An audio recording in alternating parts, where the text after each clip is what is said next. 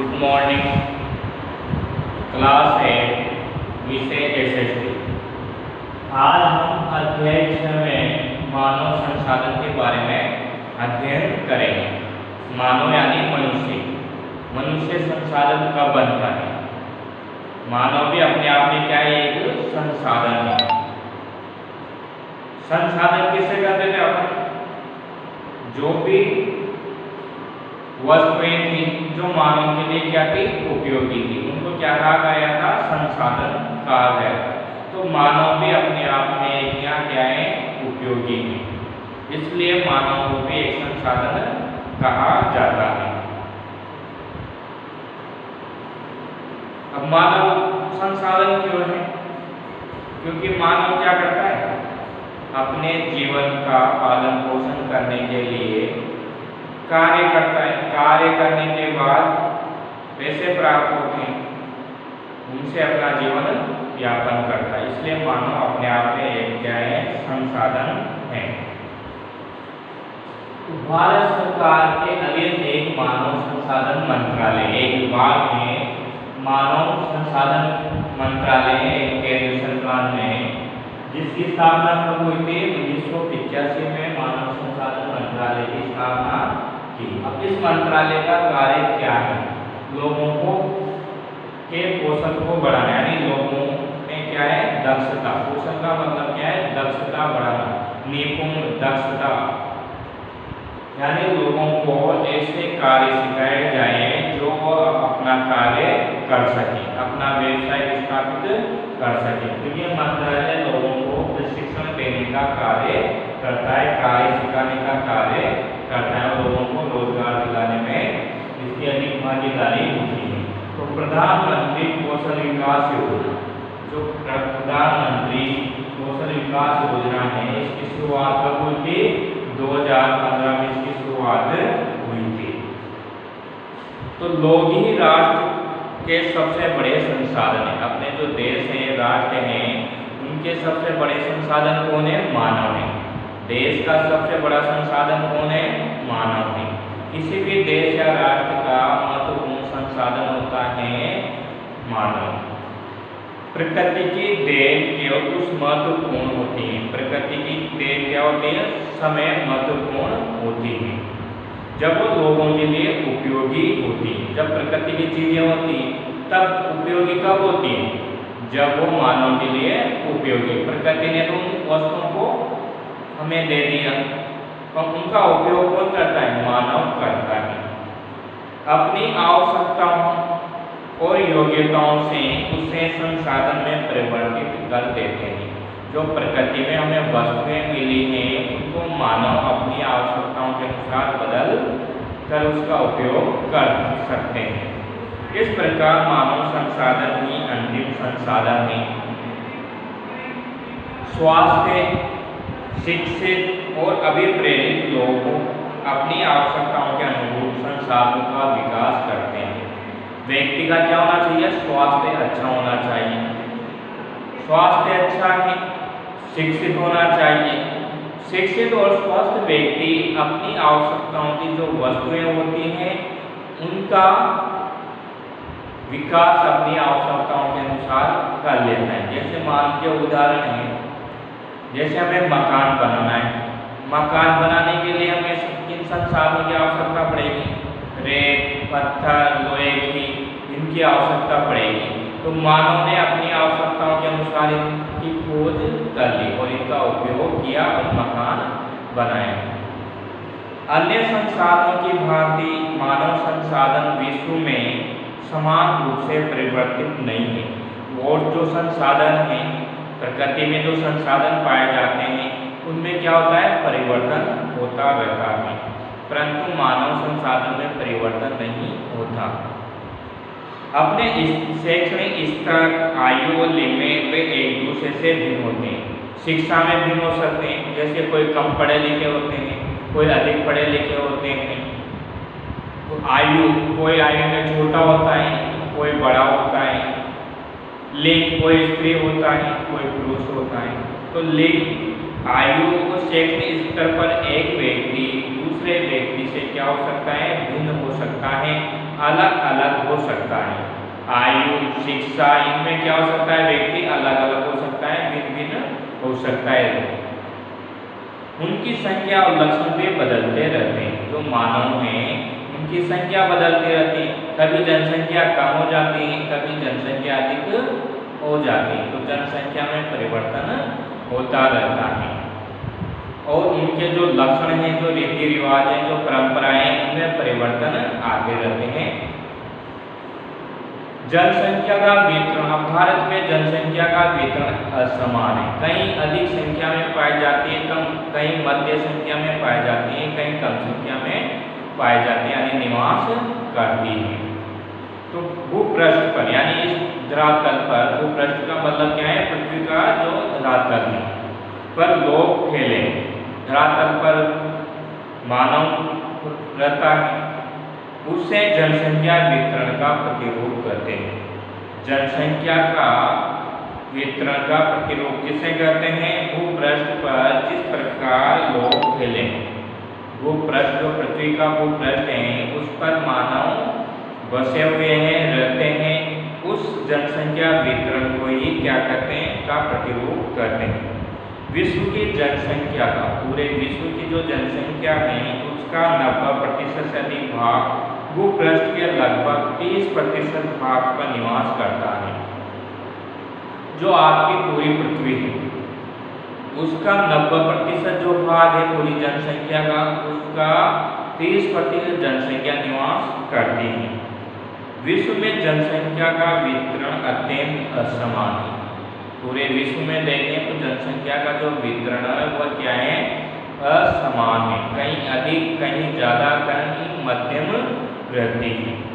बहुत घने बसे और कुछ विरल है, विरल यानी कम, दूर दूर, यानी कुछ क्षेत्र तो ऐसे हैं जहाँ दूर दूर मानव रहता है, मनुष्य निवास करता है। कुछ क्षेत्र ऐसे हैं जो घने बसे हुए पास पास रहते हैं।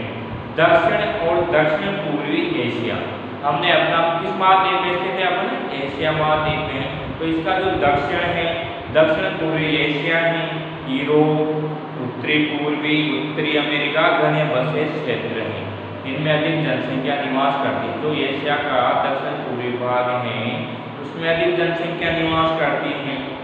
उत्तरी पूर्वी अमेरिका है उसमें अधिक जनसंख्या निवास करती है। उच्च अक्षांशीय क्षेत्र जैसे उष्ण कटिबंधीय, मरुस्थल, उच्च पर्वत और विषुववृत्तीय वनों के क्षेत्रों में बहुत कम लोग निवास करते हैं। अब उष्ण जहाँ गर्मी अधिक पड़ती है, गर्मी अधिक पड़ती है उन क्षेत्रों में भी क्या है, व्यक्ति कम निवास करता है। जहाँ अधिक सर्दी पड़ती है उनमें भी कम निवास करता है। पर्वतीय स्थान है वहाँ भी कम निवास करता है। पठार है वहाँ भी कम निवास करता है, यानी मैदानी क्षेत्रों में अधिक लोग निवास करते हैं। जहाँ पर्याप्त जल की व्यवस्था होती है, यातायात के साधनों की व्यवस्था होती है। विषुववृत्त के दक्षिण की अपेक्षा विषुववृत्त के उत्तर में बहुत अधिक लोग रहते हैं। हम विषुववृत्त रेखा के आधार पर देखते हैं तो विषुववृत्त जो रेखा है, भूमध्य जो रेखा है, जो पृथ्वी को बीचों बीच से अलग करती है, उसके उत्तर वाले भाग में अधिक लोग निवास करते हैं और दक्षिण वाले भाग में कम निवास करते हैं। तो विषुववृत्त के उत्तर वाले भाग में क्या करते हैं, लोग अधिक निवास करते हैं, क्योंकि विषुववृत्त के उत्तर वाला भाग स्थलीय ज़्यादा है और दक्षिण वाला भाग क्या है, जलीय भाग ज़्यादा है।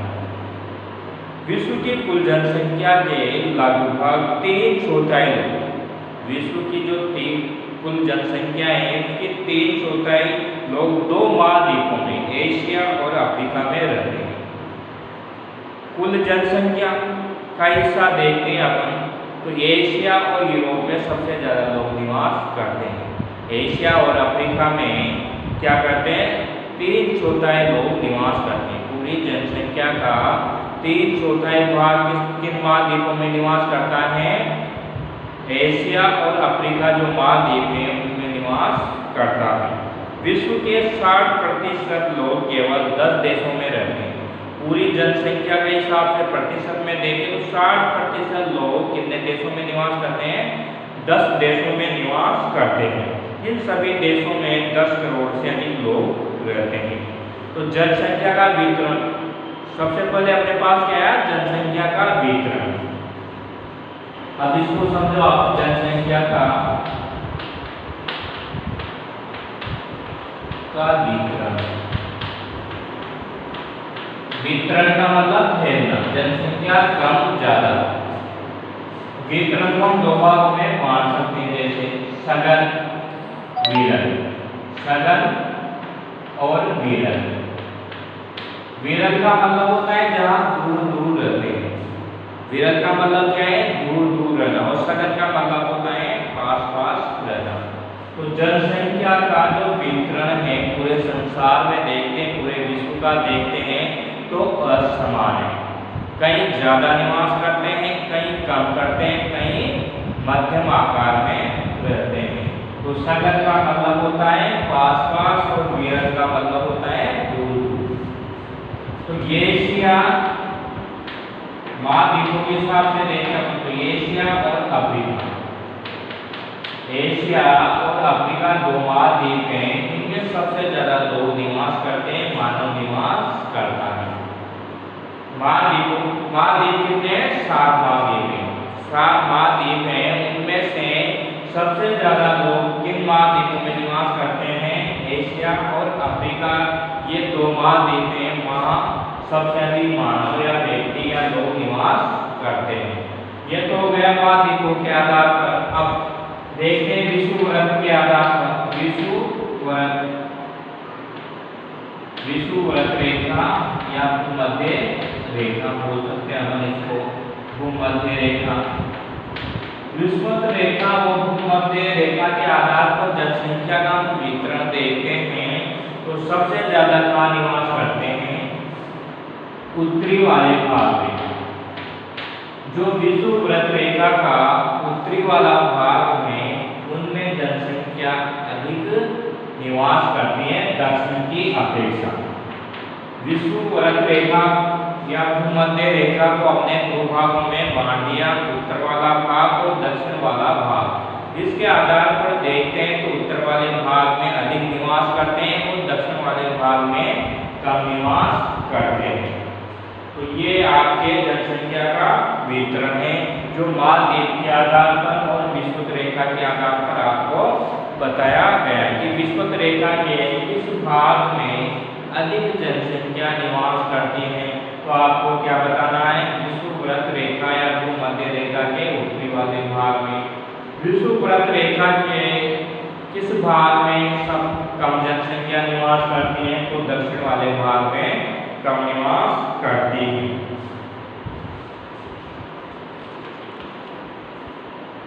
अब तो अध्याय का नाम क्या था, मानव संसाधन। यानी मानव भी अपने आप में क्या है, एक संसाधन है। अब संसाधन के बारे में हमने वन संसाधन पढ़ा, जनसंख्या, ये सब क्या है, संसाधन जो भी इस प्रकृति में पाए जाते हैं, जो किसी के लिए मानव के लिए उपयोगी होती है वस्तुएं, वह संसाधन होती है। इसी प्रकार मानव भी एक संसाधन है जो मानव क्या करता है, अपनी योग्यता, अपनी शिक्षा के आधार पर एक वस्तु से दूसरी वस्तुएं बनाता है और अपनी आवश्यकताओं को पूरा करता है। इसलिए मानव एक संसाधन है। मानव क्या है, एक संसाधन है। मानव ने अपनी योग्यता, यहाँ क्या बताया, कौशल यानी दक्षता, यानी मानव ने शिक्षित होकर एक वस्तु से दूसरी कीमती वस्तु का उत्पादन किया। इसलिए मानव क्या है, और अपनी आवश्यकताओं की उसने पूर्ति की। इसलिए मानव एक संसाधन है। भारत सरकार में एक मानव संसाधन मंत्रालय है जिसकी स्थापना 1985 में हुई थी। ये लोगों को क्या करता है, शिक्षित करता है, प्रशिक्षण देता है, कार्य सिखाता है और नए नए वस्तुएं बनाने का कार्य करते हैं। इस प्रधानमंत्री जो कौशल विकास योजना थी उसकी शुरुआत हुई थी 2015 में। अब जनसंख्या का वितरण, जो आपका जनसंख्या वितरण है वह कम ज्यादा हो सकती है, समय के अनुसार क्या है, परिवर्तन होती रहती है। अब अच्छा कौशल कब होगा, विकास कब होगा, अच्छा मानव संसाधन कब होगा, जब वो शिक्षित होगा, उसका स्वास्थ्य अच्छा होगा, तो वह क्या करेगा, अधिक शिक्षित होकर अधिक अच्छी वस्तुओं का निर्माण करेगा। जनसंख्या का वितरण यानी सघन होता है, जहाँ व्यक्ति पास पास रहते हैं, विरल यानी दूर दूर रहते हैं। तो हमने महाद्वीपों के आधार पर देखा, महाद्वीप कितने हैं, 7 महाद्वीप हैं, उनमें एशिया और अफ्रीका में सबसे ज्यादा लोग निवास करते हैं। विषुववृत्त रेखा या भूमध्य रेखा के आधार पर देखें तो उत्तरी वाले भाग में अधिक निवास करते हैं और दक्षिण वाले भाग में कम निवास करते हैं। अब कल वाली कक्षा में हम पढ़ेंगे जनसंख्या का घनत्व के बारे में।